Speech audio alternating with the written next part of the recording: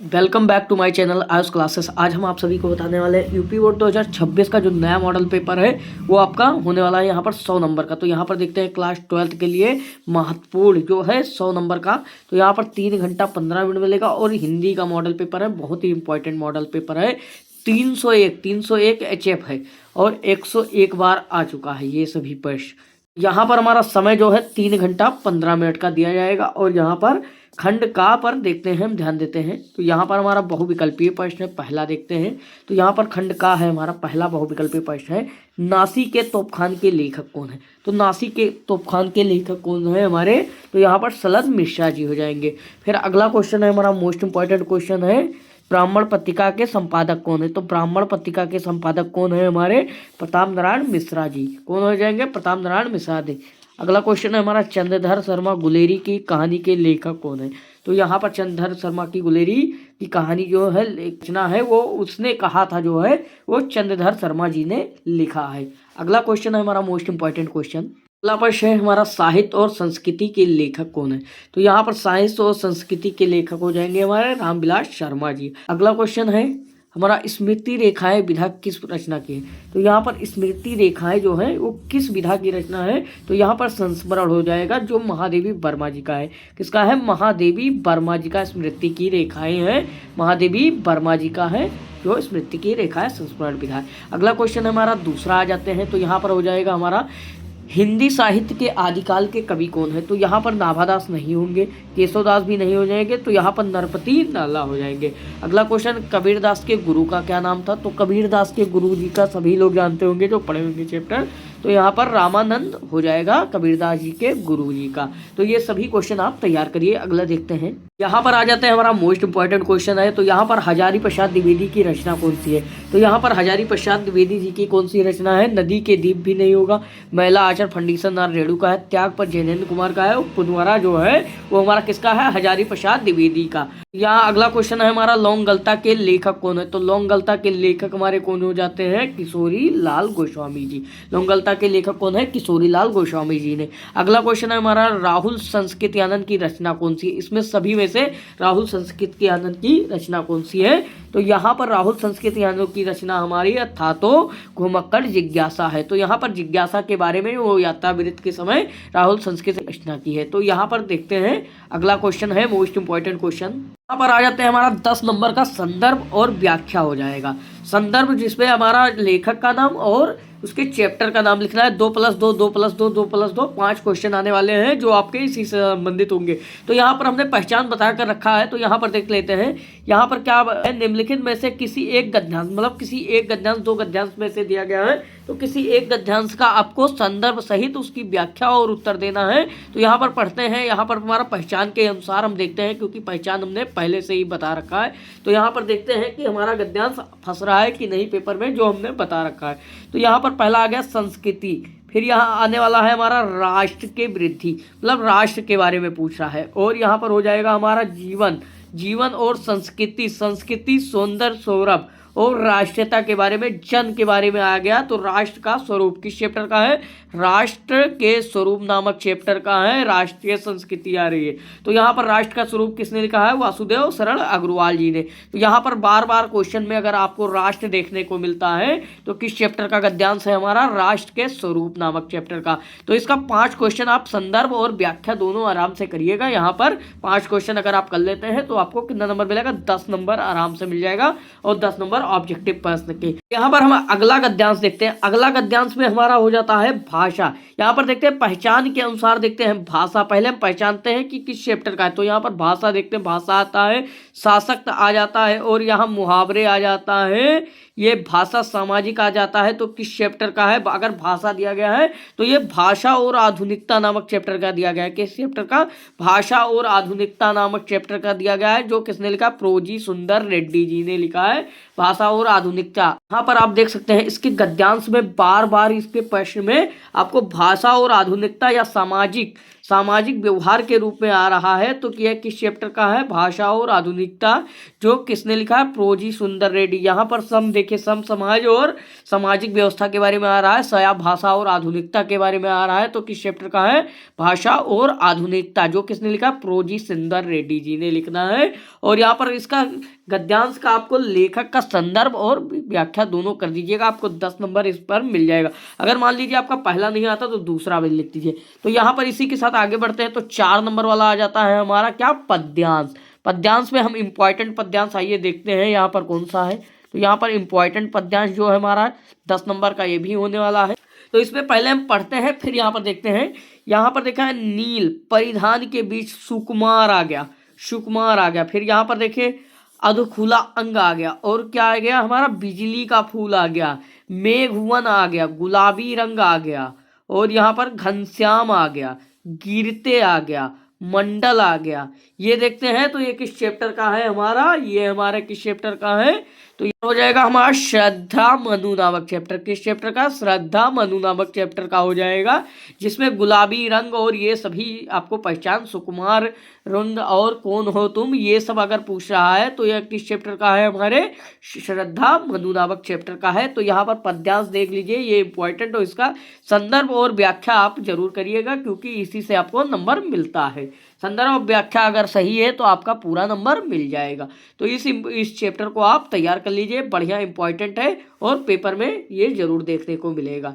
इसका 5 क्वेश्चन आपको जरूर करके जाना है, और इसी पहचान को आप तैयार कर लीजिए। मान लीजिए आपको पहला वाला नहीं आता तो यहाँ पर दूसरा वाला अथवा में दिया गया है हमारा पद्यांश। जो पद्यांश है हमारा दूसरा वाला जो दिया गया है अथवा में, तो यहाँ पर देखते हैं मनुज आ रहा है। क्या आ रहा है? मनुज आ रहा है। और यहाँ पर देखिए मनुज आ रहा है, विज्ञान के बारे में दिया गया है, आलोक अंगार के बारे में दिया गया है, और पाताल के बारे में दिया गया है। मनुज के बारे में अगर बार बार आता है या विज्ञान के बारे में बार बार आता है तो किस चैप्टर का है? और हमारा ये चैप्टर हो जाएगा किसका? अभिनव मनुष्य का। अभिनव मनुष्य नामक चैप्टर है हमारा, अभिनव मनुष्य। अभिनव मनुष्य नामक किस चैप्टर किसने लिखा है? तो यहाँ पर रामधारी सिंह दिनकर जी हो जाएंगे। किसने लिखा है? रामधारी सिंह दिनकर जी। तो ये चैप्टर आप जरूर तैयार करके जाइएगा, ये इंपॉर्टेंट चैप्टर है। हमारा 5 नंबर में आ जाते हैं। 5 नंबर में हमारा आ जाता है 3+2 का। 3+2 मतलब हमारा जीवन परिचय। जीवन परिचय मतलब हमारे क्लास 12th में साहित्य परिचय लिखना रहता है। क्या है? लिखना रहता है साहित्यिक परिचय, मतलब उनके साहित्य के बारे में लिखना रहता है। और इनके 2 रचना लिखेंगे तो आपको कितना नंबर मिलेगा? 2 नंबर। और 3 नंबर उनका साहित्य परिचय का रहता है, 2 नंबर उनके रचना का रहता है। तो अधिकतम इसमें कितना वर्ड लिखना है? 80 वर्ड। और जो इंपॉर्टेंट रचना है मतलब उसको लिखना है 2 रचना को। और यहाँ पर देखते हैं किन किन का इंपॉर्टेंट है, किन किन का लेखक का हमारा इंपॉर्टेंट साहित्य परिचय है। तो यहाँ पर हो जाएंगे हजारी प्रसाद द्विवेदी जी। हजारी प्रसाद द्विवेदी जी हमारे इंपॉर्टेंट हो जाएंगे। फिर हमारा प्रोफेसर जी सुंदर रेड्डी जो हो जाएंगे वो भी इंपॉर्टेंट हो जाएंगे। तो यहाँ पर हमारा साहित्य परिचय में प्रोफेसर जी सुंदर रेड्डी को देखना है, और किसको देखना है?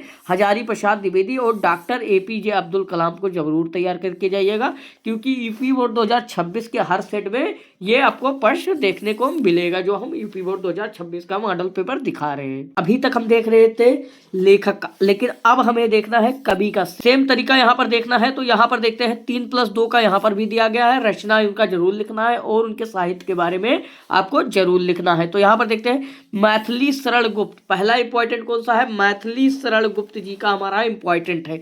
तो यहाँ पर मैथिली शरण गुप्त जो है वो इंपॉर्टेंट में दी गई है। और जयशंकर प्रसाद, जयशंकर प्रसाद हमारा इंपॉर्टेंट है। और जयशंकर प्रसाद जी हमारे इंपॉर्टेंट है। जयशंकर प्रसाद का साहित्य परिचय आपको तैयार करके जाना है। फिर तीसरे हमारे सुमित्रानंदन पंत। सुमित्रानंदन पंत का आपको जरूर पेपर में तैयार करके जाना है। अगर सुमित्रानंदन पंत का पेपर में तैयार करके जाएंगे तो आपका एक भी नंबर नहीं कटेगा, और ये सभी आप तैयार कर लीजिएगा। यूपी बोर्ड 2026 में यही साहित्य परिचय आपको देखने को मिलेगा। फिर अगला है हमारा 6 नंबर पे आ जाता है बहादुर कहानी। बहादुर कहानी या पंचलाइट कहानी आपको कम से कम 80 वर्ड लिखने को मिलेगा। 80 वर्ड लिखने को मिलेगा। और कितना नंबर मिलेगा? 5 नंबर। 5 नंबर मिलेगा। तो यहाँ पर आप तैयार करके जाइएगा बहादुर कहानी अथवा पंचलाइट या हमारा लाठी कहानी। लाठी कहानी कम आता है पेपर में, इसलिए हमने अथवा में दिया गया है। पंचलाइट और बहादुर कहानी अवश्य आप तक पढ़ कर जाइएगा, क्योंकि ये 80 शब्द में आपको लिखना है, और आपको 5 नंबर इसमें मिलने से कोई नहीं रोक सकता, क्योंकि यही कहानी आपको 3 कहानी है पेपर में और तीनों कहानी फिक्स है। 7 नंबर बताने वाले हैं स्वपठित खंड काव्य है। यहाँ पर स्वपठित खंड काव्य जो है उनके आपके जिला के अनुसार आएगा। क्या आएगा? जिला के अनुसार। और इसमें भी अधिकतम 80 वर्ड लिखना है और आपको 5 नंबर मिलेगा। ये आपके जिला के अनुसार जिस प्रकार बटा है। तो पहला देख लेते हैं हमारा इंपॉर्टेंट कौन सा है। रसिम रथी। रसिम रथी खंड काव्य किसी दोनों में से कोई एक लिखना है, अथवा में दिया गया है। दोनों में से किसी एक पर लिखिएगा। आपको पूरा 80 वर्ड लिखना है, मतलब 1 से 1.5 पेज कर आपको सुंदर से लिखना है। कॉपी किस प्रकार लिखनी है वो भी हम बताने वाले हैं। इसी के साथ जुड़े रहिए हमारे आयुष क्लासेस से, और हम सभी चीज बता रहे हैं यहाँ पर। फिर हमारा दूसरा है इंपॉर्टेंट सत्य की जीत। खा वाला देख लेते हैं। सत्य की जीत, अगर आपके जिला में सत्य की जीत चलती है आप अपने टीचर से जरूर संपर्क करें, क्योंकि यहाँ पर आपको अगर सत्य की जीत चल रही है तो आपको सत्य की जीत के बारे में लिखना है। तो यहाँ पर अथवा भी है। सत्य की जीत खंड काव्य द्रौपदी का चित्रण। तो यहाँ पर द्रौपदी का चित्रण किस प्रकार किया गया है उसके बारे में आपको सत्य की जीत पे देना है। गाँव वाले में हमारा दिया गया है खंड काव्य मुक्ति यज्ञ। मुक्ति यज्ञ अगर आपके चैप्टर में है तो मुक्ति यज्ञ आप करिए। अगर चैप्टर में आपके नहीं है मुक्ति यज्ञ, या आपके सिलेबस में नहीं है मुक्ति यज्ञ, तो आपको ये मुक्ति यज्ञ नहीं पढ़ना है। जो आपके चैप्टर में है जिला के अनुसार उसी को आपको पढ़ के जाना है। तो यहाँ पर हमारा घा वाला आ जाते हैं त्यागपथी। त्यागपथी अगर आपको घट्टा के बारे में आपको पता है, आपके चैप्टर में है, आपके जिला के अनुसार है, तो यहाँ पर त्यागपथी आपको तैयार करके अवश्य जाना है। फिर यहाँ पर हमारा आ जाते हैं अथवा में लगा हुआ है त्यागपथी। ये भी है त्यागपथी आपको यहाँ पर तैयार करके जाना है। 80 वर्ड में कम से कम लिखना है। फिर अगला है हमारा आठवां हमारा देखते हैं संस्कृत का गद्यांश और पद्यांश आने वाला है। तो यहाँ पर संस्कृत का गद्यांश और पद्यांश में हमारा 7 नंबर पड़ा है। मैंने पहले ही बता रखा है 7 नंबर में इंपॉर्टेंट में, और पहचान भी बता रखी है। तो यहाँ पर हमारा देख लेते हैं पहचान। भारत देश हो गया हमारा, यहाँ पावनी हो गया, और यहाँ पर हो जाएगा हमारा विश्ववंश हो जाएगा, और यहाँ पर हो जाएगा हमारा क्या हो जाएगा, यहाँ पर भाषा और संस्कृत भाषा के बारे में, और भारत देश के बारे में आ जाएगा, महाभारत के बारे में आ जाएगा, रामायण के बारे में आ जाएगा, महाकाव्य के बारे में आ जाएगा, और यहाँ पर भाषा के बारे में बार बार अगर आता है तो ये किस चैप्टर का है? संस्कृत भाषा महत्तम नामक चैप्टर का है। मतलब कि भारत में जो संस्कृत भाषा महत्तम का वो दिया गया है दर्जा, वो संस्कृत भाषा महत्तम नामक चैप्टर का है। इसका संदर्भ लिख दीजिएगा और इसका व्याख्या कर दीजिएगा कि किस प्रकार हमारे भारत देश में संस्कृत भाषा का महत्व दिया गया है, और किस प्रकार रामायण और महाभारत का तृप्त हुआ है, किस प्रकार संस्कृत में हमारे महाकाव्य लिखे गए हैं और काव्य लिखे गए हैं, और किस प्रकार रामायण लिखा गया है संस्कृत भाषा में और इसका क्या महत्व है, उसके बारे में आपको व्याख्या में लिख देना है। अगर आप व्याख्या में लिख देंगे तो कितना नंबर मिलेगा? 7 नंबर मिल जाएगा। 7 नंबर मिल जाएगा यहाँ पर आपको संस्कृत के गद्यांश से। आ जाते हैं, अगर मान लीजिए पहला नहीं आता तो यहाँ पर अथवा का ऑप्शन है। तो यहाँ पे महापुरुष के बारे में दिया गया है।